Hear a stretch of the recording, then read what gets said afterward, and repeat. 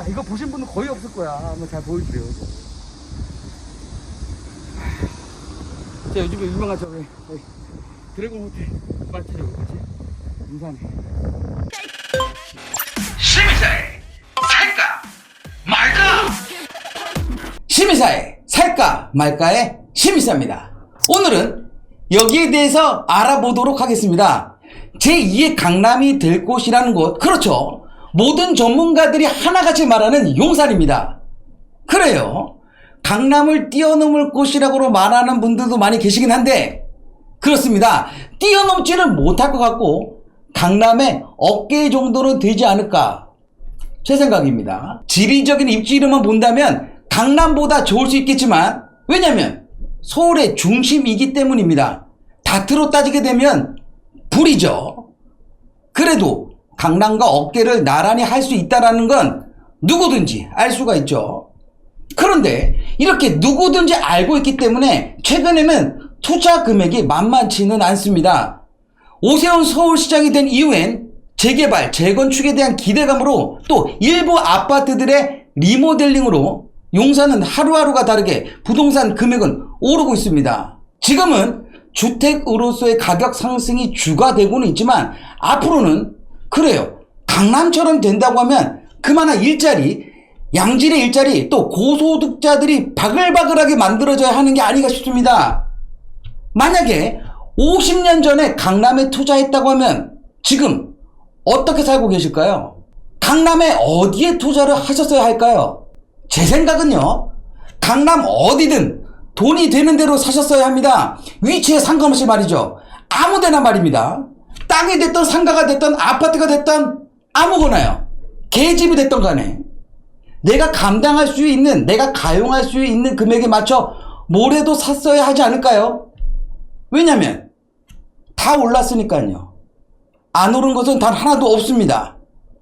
그런다고 보면 현재 용산에는 뭐라도 사놓아야 되지 않은가, 내 돈에 맞춰서 뭐라도 사야 하는 건 아닌가 생각이 듭니다. 자, 그럼요, 얼마나 들어갈까요?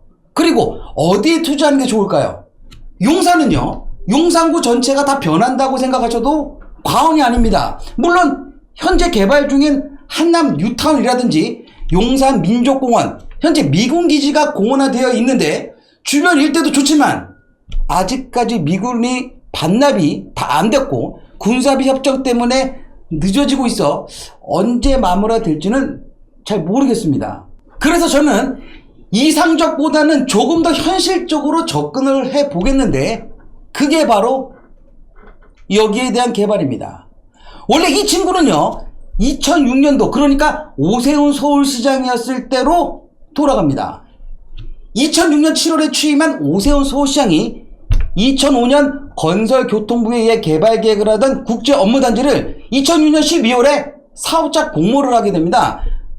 그 다음에 2007년에는 31조가 들어가는 대형 프로젝트로 삼성물산이 주관하면서 세계적인 관광과 IT, 문화, 금융이 집접한 비즈니스 허브로 드림 허브 프로젝트 금융투자 용산 역세권 개발이 진행이 되죠. 하지만 1년이 채 지나기 전에 리먼 브라더스 사태로 사업이 휘청거리면서 추후 삼성물산 대타로 들어온 롯데관광개발과 한국철도공사가 개발 사업에 대한 방향을 놓고 마찰을 빚다가 2013년 결국 사업은 무산이 됩니다.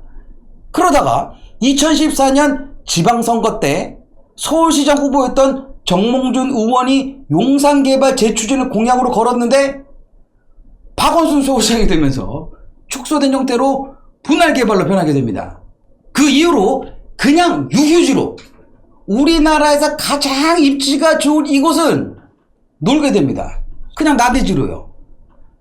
그냥 주차장으로만 써도 1년에 몇백억은 벌 수 있을 것 같은데 그냥 놉니다.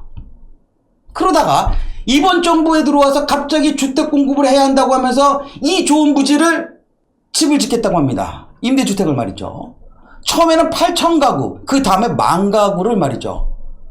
그러면서 용산 전비창 기지 주변 일대를 토지거래 허가 구역으로 묶으면서 거래를 못하게 만들었습니다. 임대 아파트와 상업 업무 시설을 넣으면서 말이죠. 이 비싼 땅이에요.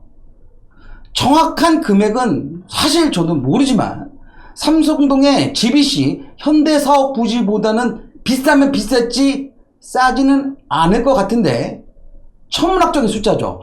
거기에 임대 아파트를 짓겠다. 도대체 월세를 얼마를 내야 할까요? 최근에 전세도 귀하고 월세로 전환되고 있는데 거기에 사는 분들이 저소득층이 들어와 살 수 있을까요? 그래서요, 오세훈 서울시장은 그런 일은 없을 거라고 얘기를 하네요. 자, 그럼 어떻게 진행을 할까요? 오세훈 서울시장이 이번에 취임 후 한강 르네상스, 지천 프로젝트, 또 뉴타운 개발, 지금은 신속통합기획으로 바뀌었죠.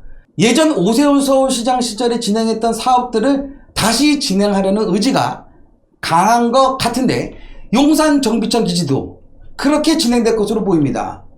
자, 그러면 오세훈 서울시장이 2006년도에 생각했던, 그때 당시 진행했던 원안은 무엇이었을까요? 세계적인 기업을 유치하고 관광 상품으로 만들기 위한 노력이 엿보이는데 이 기획이 15년 전, 그러니까 지금 보시고 있는 이 기획이요, 15년 전 기획이라는 게 의심이 갈 정도로 너무 좋아 보입니다. 지상 111층 621m짜리 트리플 원 빌딩이 랜드마크로 건물로 계획되어 있고, 그 외에도 200에서 400m짜리 초고층 건물들이 숲으로 계획이 되어 있군요. 또 지상 88층 높이의 440m짜리 부티크 오피스 타워가 제2의 랜드마크고, 지상 52층 또 60층의 고층 고급 주상복합 아파트. 아, 그래요. 이거 얼마나 할까요? 또 국내에서는 잘 모르지만 해외에서는 엄청난 논란이 되었던 더 클라우드 빌딩. 그렇습니다. 논란이 될 만하죠. 또 임대 전용 주상복합 아파트도 완공됐다고 하면 그래요, 한번 살아보고 싶습니다.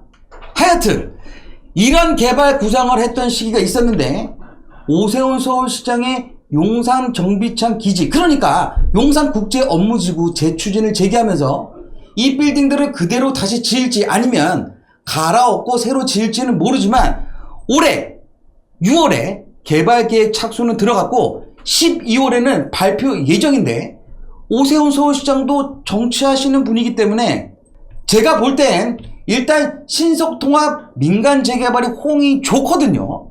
그래서 같이 발표하면서 시너지를 얻을 것인지 아니면 내년 초에 발표하면서 선거를 준비할 건지는 모르겠습니다. 이것도 제 생각입니다. 저라면 내년에 대선 이후에 발표해야 우리 시장이 주목을 받지 않을까요? 그런 생각이 듭니다. 그런데요, 부동산 개발이 저희보다 선진국이라고 할 수 있는 미국이라든지 중국, 일본 등에서도 한 번도 시도하지 않은 대규모의 개발 사업이거든요. 그만큼 리스크가 있습니다.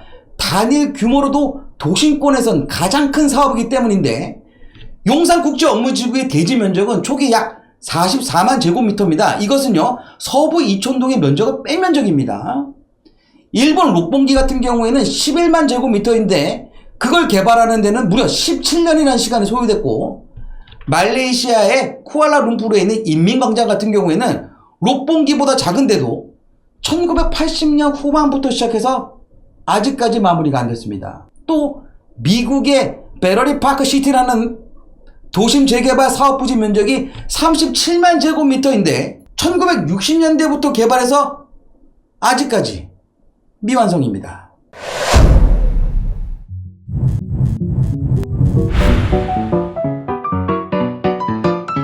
출발!